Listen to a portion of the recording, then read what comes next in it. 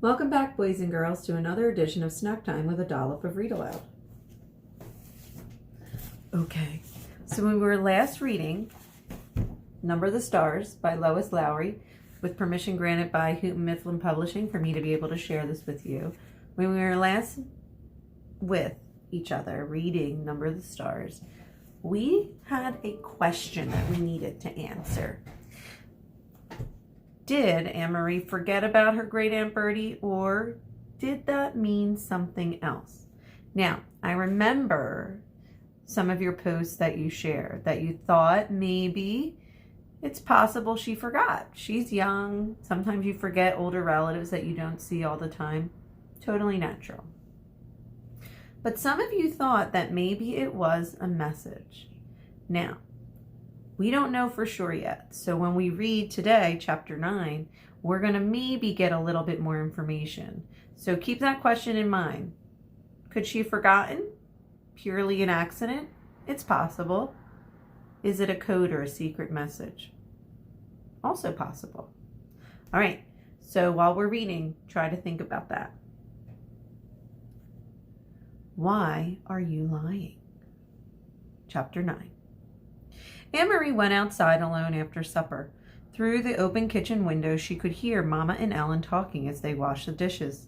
Kirsty, she knew, was busy on the floor playing with the old dolls she had found upstairs, the dolls that had once been Mama's long ago. The kitten had fled when she tried to dress it in a little baby outfit, and then it disappeared. She wandered into the barn where Uncle Heinrich was milking Blossom. He was kneeling on the straw-covered floor, beside the cow, his shoulder pressed against her heavy side, his strong, tanned hands rhythmically urging her milk into the spotless bucket. The god of thunder sat alertly poised nearby, watching and waiting for any milk to come his way. Blossom looked up at Annemarie with big brown eyes and moved her wrinkled mouth like an old woman adjusting her false teeth. Annemarie leaned against the ancient splintery wood of the barn wall and listened to the sharp rattling sound of the stream of milk as it hit the sides of the bucket. Psst, psst, psst, psst. Uncle Heinrich glanced over at her and smiled without pausing in the rhythm of milking. He didn't say anything. Through the barn windows, the pinkish light of sunset fell in irregular shapes upon the stacked hay. I love the way that Lois Lowry is describing the inside of the barn. It almost makes a picture in your mind, and what's better than envisioning a barn? I don't know. Flecks of dust and straw floated there in the light. Uncle Heinrich, Annemarie said suddenly, her voice cold, you are lying to me. You and Mama, both.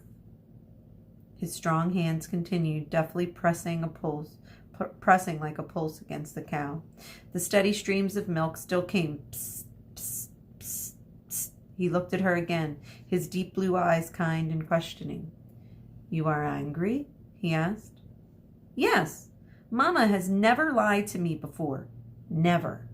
But I know now there is no great Aunt Bertie.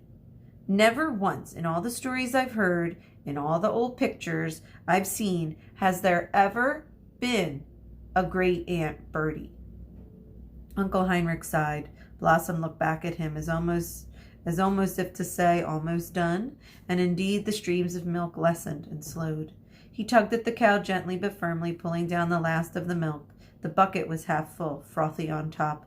Finally, he set it aside and washed the cow's udder with a clean, damp cloth.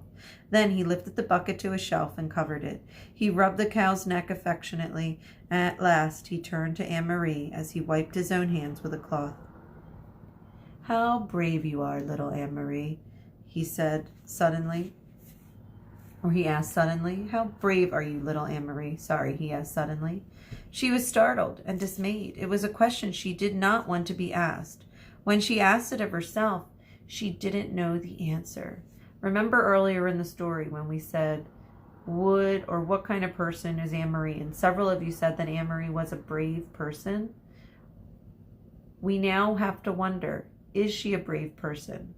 Can she be a brave person? That's what Uncle Heinrich's asking her. Can you be brave, little Annemarie? Not very, she confessed, looking at the floor of the barn. Tall Uncle Heinrich knelt before her, so that his face was level with hers. Behind him, Blossom lowered her head, grasped a mouthful of hay in her mouth, and drew it in with her tongue. The kitten cocked its head, waiting, still hoping for any spilled milk. I think that is not true, Uncle Heinrich said.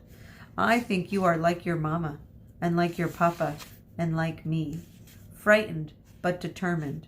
And if the time came for you to be brave, I am quite sure you would be very, very brave.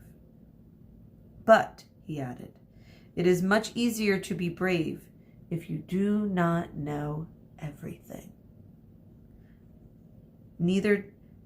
So your mama does not know everything, and neither do I. We only know what we need to know. Do you understand what I'm saying? He asked. Looking into her eyes, Annemarie frowned. She wasn't sure. What did bravery mean?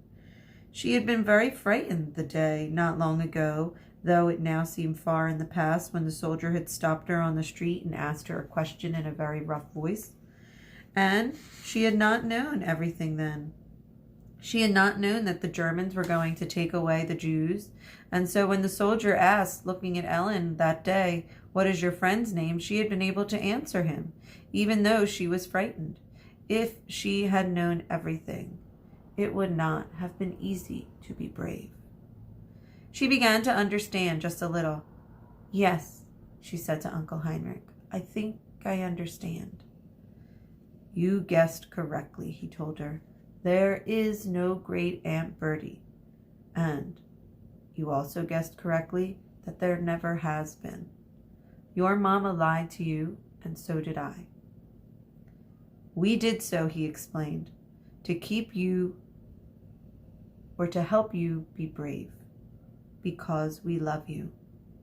Will you forgive us for that? Annemarie nodded. She felt older suddenly.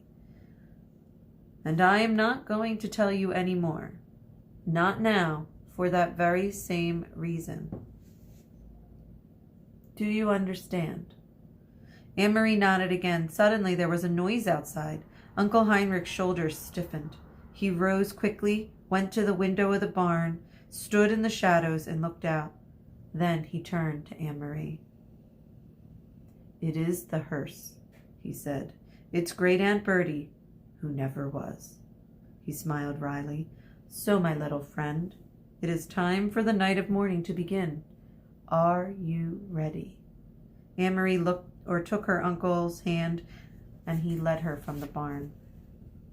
The gleaming wooden casket rested on supports in the center of the living room and was surrounded by the fragile papery flowers that Annemarie and Ellen had picked that afternoon.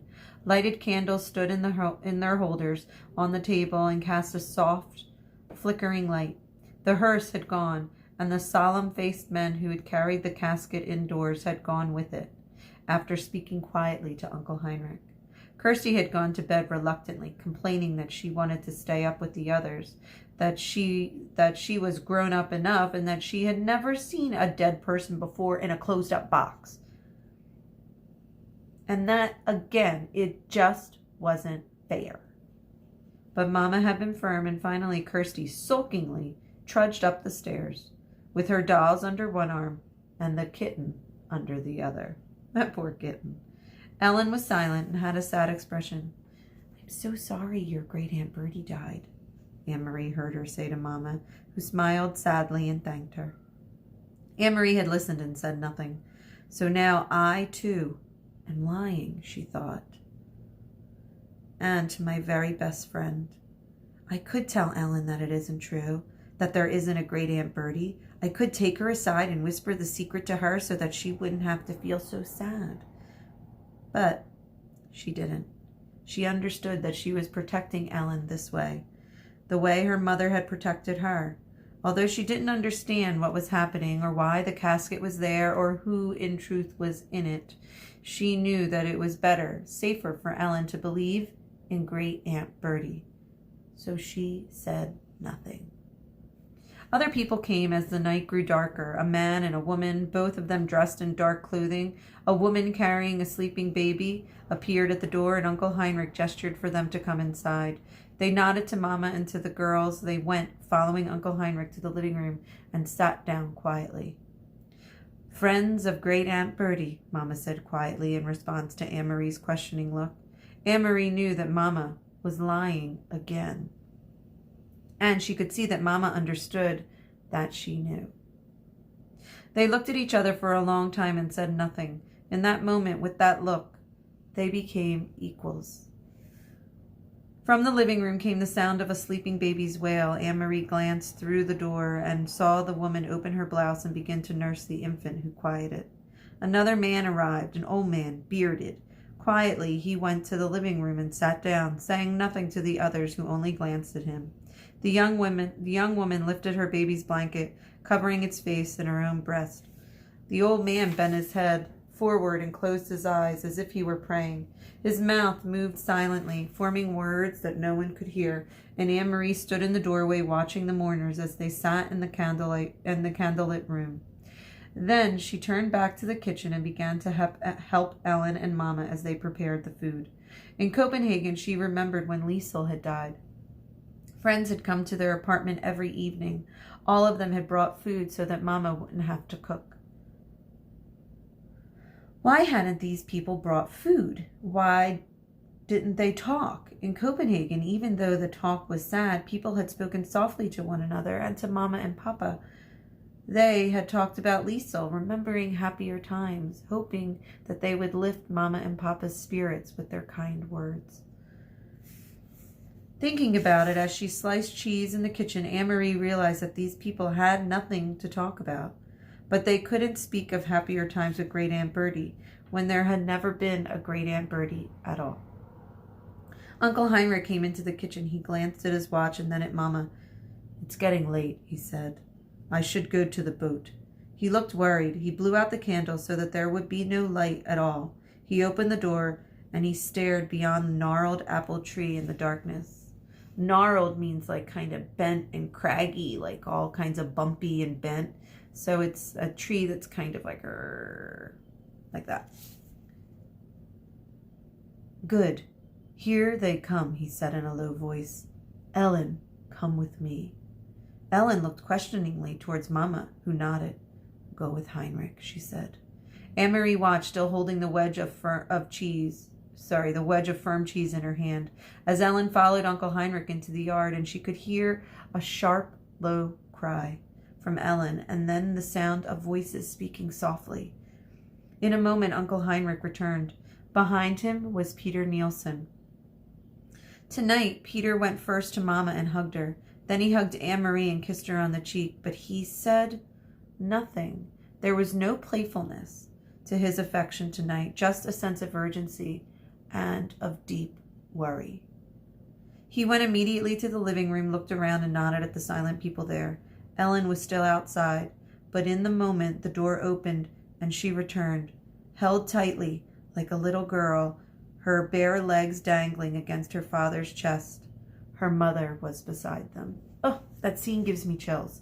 So, we're expecting a funeral, and it ends up becoming a reunion. So, based on our question from last chapter, and the way that the cliffhanger at the end of this chapter, what do you think the purpose is for Great Aunt Bertie's funeral? Think about it. Why was there a funeral at all? And how did Ellen's family just happen to come to Uncle Heinrich's cabin just in time for the funeral? Think about it. Jot your thoughts in the comment section below. I can't wait to read them and predict what do you think might happen next. All right, boys and girls, we're at the end of our chapter for today. And as always, I miss you, I love you, and I hope you stay safe. Bye. I'll see you tomorrow.